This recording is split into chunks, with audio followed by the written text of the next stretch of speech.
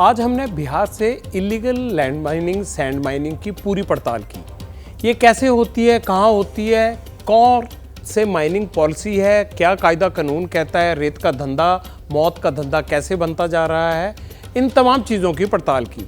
बिहार में बालू माफिया यानी रेत को पीला सोना कहा जाता है। वहाँ पर कंस्ट्रक्शन के लिए रेत इस्तेमाल होती है, तो सब आप जानते हैं। बिहार में गंगा नदी के अलावा सोन, कीलू, फल्गु, चानन, मोहरर, पुनपुन ये सब अवैध खनन का गढ़ माने जाते हैं। बिहार में पहले शराब से सरकार को सबसे ज्यादा राजस्व मिलता था, लेकिन शराबबंदी के बाद रेत के पट्टे का रेवेन्यू सबसे ज्यादा। सरकार को सालाना 7-8 हजार करोड़ रुपए मिलना चाहिए इससे, लेकिन इलीगल माइनिंग से ऐसा नहीं हो पा रहा। 2022-23 का एक आंकड़ा देखिए, बिहार को खनन से 2650 करोड़ रुपए मिले और 2021 में सिर्फ 745 करोड़। आप अंदाजा लगा लीजिएगा। सैंड माफिया पर जुर्माना मिला लिया जाए, जोड़ लिया जाए, 300 करोड़ रकम वो बनती है। यानी मोटे तौर पर ये सारा राजस्व जोड़ा जाए तो 5000 करोड़ रुपए का कारोबार रेत माफिया करता है और सरकार इससे आधा। आखिर बिहार में इलीगल माइनिंग की भरमार है क्यों?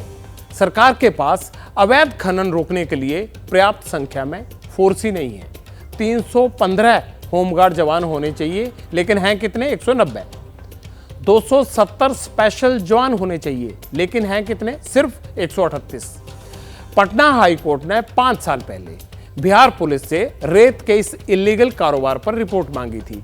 रिपोर्ट में क्या कहा गया? हाई कोर्ट को क्या बताया गया? बताया गया रेत माफिया पुलिस और खनन अधिकारियों के बीच सिंडिकेट है, इसी वजह से कोई ठोस एक्शन नहीं हो पाता।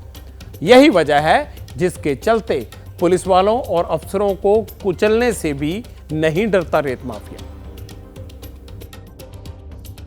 पुलिस मुख्यालय से मैं मांग करता हूं, सरकार से मांग करता हूं कि प्रभात रंजन को 1 करोड़ रुपया मुआवजा दिया जाए और साथ ही परिवार को नौकरी दिया जाए, बच्चों को पढ़ाई की व्यवस्था किया जाए।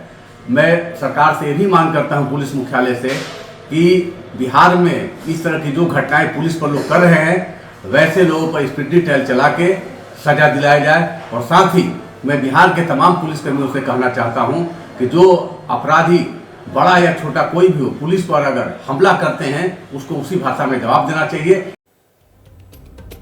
सैंड माफिया के खिलाफ सख्ती पूर्णिमा के चांद की तरह है, एक दिन पूरा, बाकी दिन अधूरा।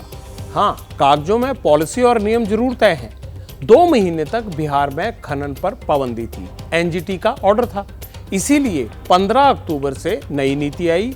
अब वो नीति क्या है वो देख लीजिए। पटना समेत 10 जिलों में ही वैध खनन हो सकता है, लेकिन पूरे सूबे में हो रहा है।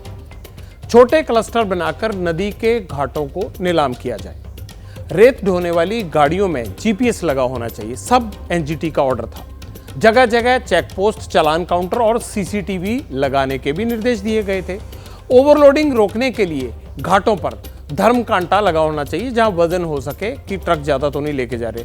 अफसर लगातार चेकिंग करेंगे, अगर फिर भी माइनिंग हो तो उस इलाके को अवैध घोषित कर दिया जाए। बिहार में नदी के दोनों किनारों के 5-5 मीटर की जगह छोड़कर ही खनन किया जाए, बिल्कुल नदी के अंदर नहीं घुसना है, यह ऑर्डर था। हाईवे, रेलवे ब्रिज से 300 मीटर के दायरे में माइनिंग नहीं होगी ताकि उनको नुकसान ना पहुंचे। जो जेल विभाग है उससे, जल विभाग से, माफ कीजिएगा, जल विभाग से एनओसी लेने के बाद ही रेत निकाला जा सकता है, वरना नहीं। बिहार देश के उन राज्यों में शुमार है जहां अवैध खनन को लेकर हत्या और हिंसा सबसे ज्यादा होती है। अप्रैल 2022 से फरवरी 2023 तक का एक आंकड़ा आया है, इसमें 83 लोग मारे जा चुके हैं इसी खनन माफिया की चपेट में आने से या इनमें आपस में झगड़े को लेकर।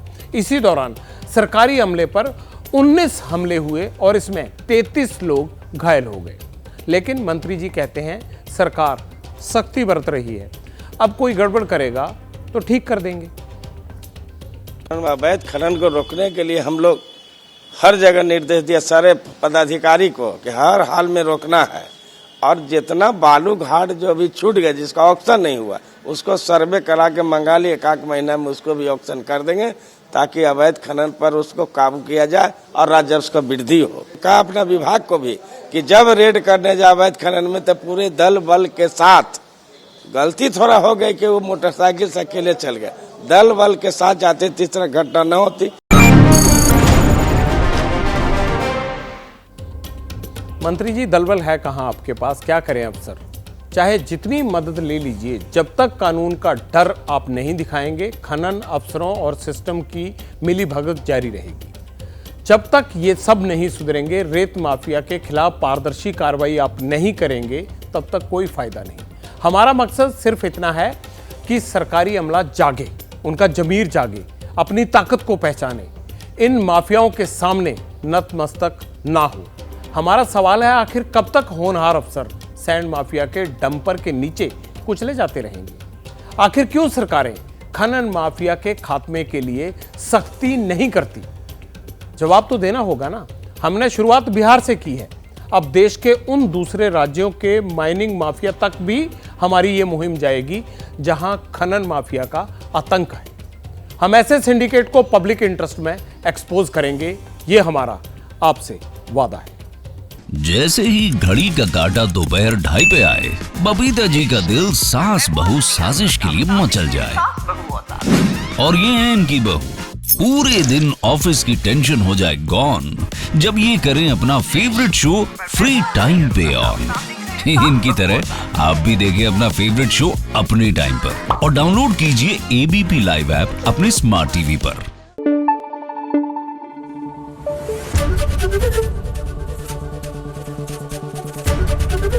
एबीपी न्यूज आपको रखे आगे।